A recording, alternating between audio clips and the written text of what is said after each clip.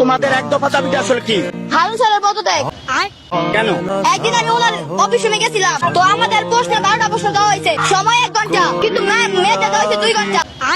একটা প্রশ্ন 1 ঘন্টা হলে একটা প্রশ্ন আমরা 7 মিনিট ধরে বলে 7 মিনিটে একটা প্রশ্ন দেওয়া তো আমাদের সম্ভব না, কিন্তু মেয়েদের ঠিকই 2 ঘন্টা দেওয়া হয়েছে। একই প্রশ্ন একই নাম্বার 2 ঘন্টা সময় দেওয়া হয়েছে, আমাদের 1 ঘন্টা কম দেওয়া হয়েছে কেন? আজ আমি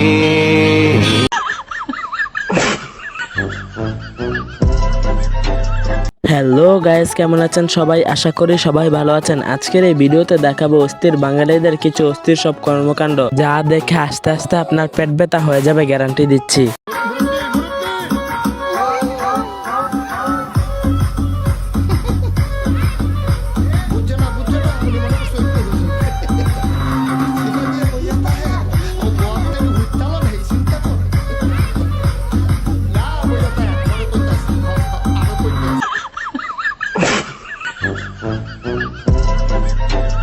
সো গাইস, আজকের এই ভিডিওটি অনেক ইন্টারেস্টিং হতে যাচ্ছে, তাই সম্পূর্ণ ভিডিওটা না টেনে দেখার জন্য অনুরোধ রইল।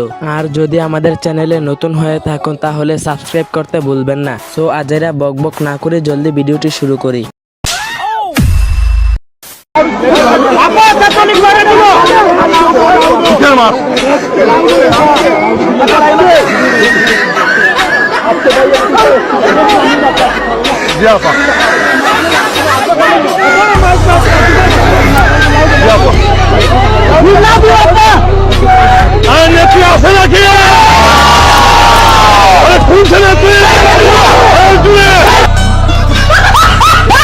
সময় কম, শুরু করো।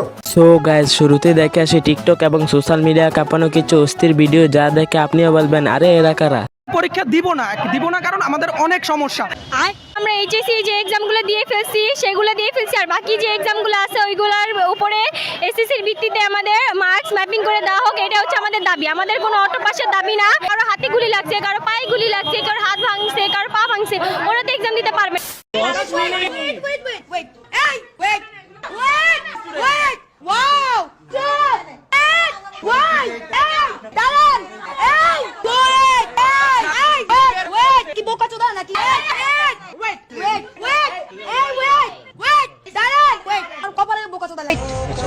It's my turn now. Shiki damuki damuki dhamuki dhamuki drama trimi trimi kamuki kamuki damuki damuki dhamuki dam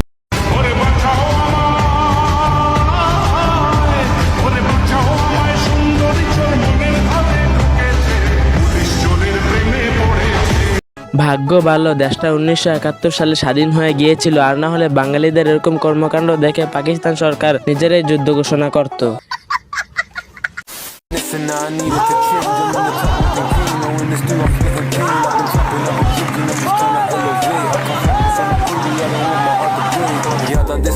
Kata din sari raat. She tryna be my wife, but I ain't breaking no more hearts. Really carry all this pain and I ain't running out of bars. Now I'm dodging all these gal like I've been dodging all these knocks. Right off of my cootie, I'm still rolling with my belly. Got the eyes.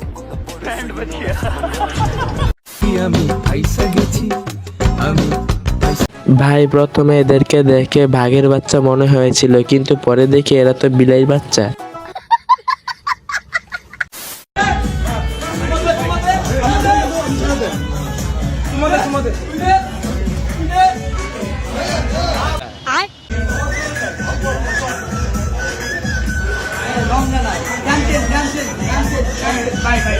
আপনারাই বলুন, আমরা কি এরকম স্বাধীনতা চেয়েছিলাম যেখানে ডাকাতরা সুন্দরভাবে ঘুরতে পারবে না, তারা ধরা খেয়ে যাবে? তাদের স্বাধীনতা বলতে কিছু নাই। এই বাড়িতে চুরি করতে এসে শুধু কোল্ড ড্রিঙ্কস খেয়ে গেল চোর, হাতের কাছে খুচরো টাকা পয়সা ছিল, সেখানেও হাত লাগায়নি, একটি জিনিসপত্র চুরি করে নিয়ে যায়নি। উদয়পুর ছন্দন এলাকায় এক বাড়িতে শাবল খুন্তি দিয়ে দরজা ভেঙে চুরি করতে গৃহকর্তার ঘরে ঢুকে যায় চোর, কিন্তু চুরি করতে এসে হতাশ চোর।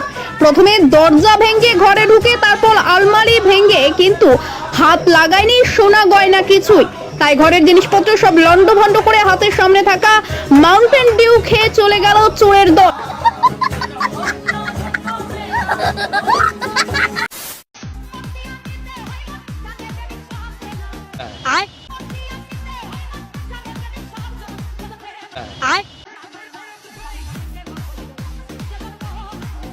বন্ধুরা বরাবরের মতো আজকেও বিদায় নিচ্ছি। ভিডিওটি ভালো লাগে থাকলে লাইক কমেন্ট শেয়ার করবেন এবং সাবস্ক্রাইব করবেন। বিদায় নিচ্ছি, দেখা হবে পরবর্তী ভিডিওতে।